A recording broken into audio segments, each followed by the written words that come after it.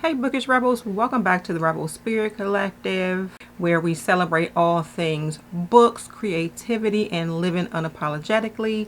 Today's video is going to be a little bit different. Actually, this is only my second video, but I thought I would do a video where you all got to know me as a book sort of crazed person and the person behind this channel.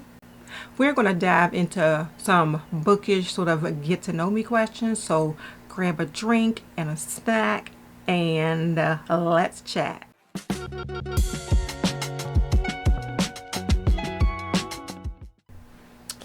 So the first question is, what inspired me to start the Rebel Spirit Collective? And that I think I kind of explained in my last video, but I initially started the Rebel Spirit Collective because I wanted to have a channel where I could be unapologetically me. I wanted to be able to post either how I was feeling or my viewpoints. But then as I am recovering from my surgery, I started to read books again. So I thought, why not change this? Because I hadn't posted many videos on this channel. Why not change this into like a booktube type channel? Since I do love reading books, I would love to share what I read with other people. And just develop that relationship with other book lovers. So that is why I started the Rebel Spirit Collective. We kind of, I don't know if I want to say we came full circle. It's not full circle, but this is part of me unapologetically. Somebody who loves to read books, especially a physical copy of a book. That is why the Rebel Spirit Collective exists. Second question is, what is my favorite book of all time? And I am going to reach back. We are reaching back to a Jodi Picoult book. It might have been the early 2000s that I read this book, but it was published in 1998. And I still to this day don't know if I pronounce her name correctly. Jodi Picoult. I don't know if I pronounce her name correctly, so I'm sorry. But she wrote this book called The Pact, and it was about these teenagers. Well, they had actually been friends since they were little, and they were like this. And for whatever reason, they decided that, because I can't clearly remember, but they decided to make this pact that they would unalive themselves together. So the young guy in the story got a gun from his father's cabinet. They went to, it looked like it was,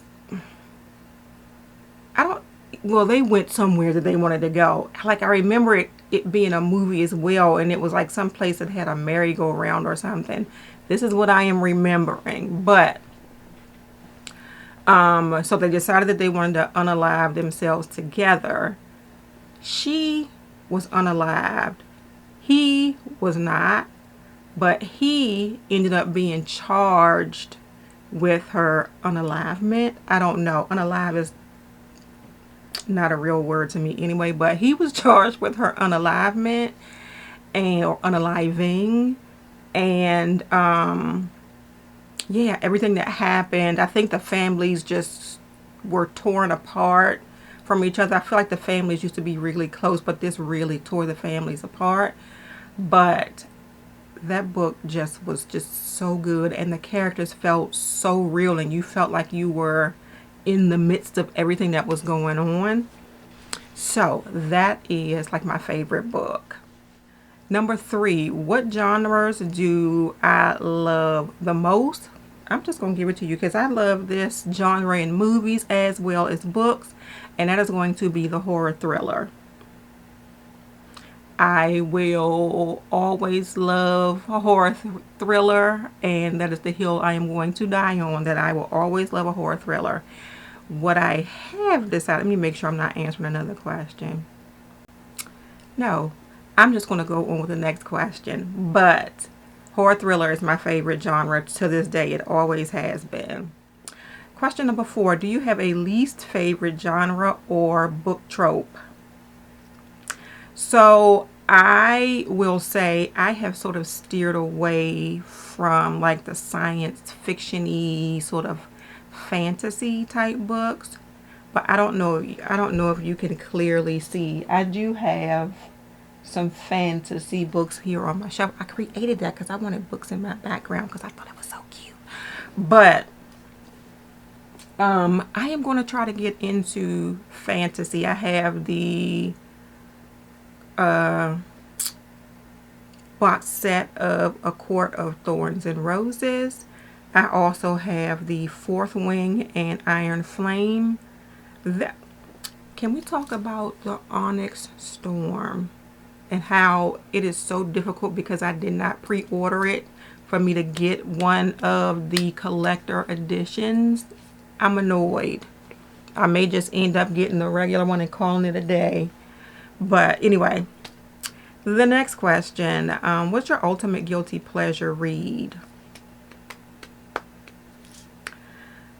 I guess my ultimate guilty pleasure read would be one of those little syrupy, sappy sort of romance novels where things are not realistic, but you wish that life went like that.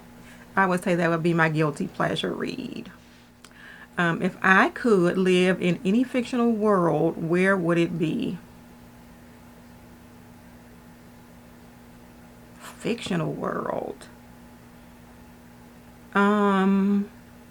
That is a tough question because of my love for the horror thriller. I would not want to live in that world. That seems to be what I read the most. And like right now I'm reading Darcy Coates, and it is horror thriller dystopian, so we for sure don't want to live in that world. Well, let's go back to it then. Let's go back to the world of the syrupy, sweet, perfectly perfect romance world. That's where I would want to live. Name a book that made you cry and one that made you laugh out loud. I haven't cried for any books. I talk to my books all the time. Like I'm talking to the characters in the books I'm reading now. Laugh out loud, it would probably, I couldn't name the book for you, to be honest. I am just sort of getting back into reading, so the books that I read a long time ago when I was younger, I couldn't tell you. It could have possibly been some crap I wasn't supposed to be reading when I was younger. But I don't read books that I find to be very funny. So maybe I need to get into that. Some books that have more humor in them as well. I mean, you may find like a character that you love and they say something funny and you laugh about it. I just can't remember. My life, what is it? What's the most recent book you DNF'd? The most recent book that I DNF'd is that book Black Cake. I think the author's name is Charmaine Wilkerson. And I didn't DNF it because it wasn't a good book. It really was a good book, but at the time, I really wasn't into reading like I have been since the beginning of January, to be honest with you. And today is only like, what, the 22nd? So I am more into reading now. So I do plan to pick that book back up and finish it. But it was Black Cake. What's on your current TBR read list? So it is going to be, and I'm looking at my books now, I want to read the Caraval series, and I have Caraval, Legendary Finale, and then I have that Novella Spectacular. It is going to be the Court of Thorns and Roses series.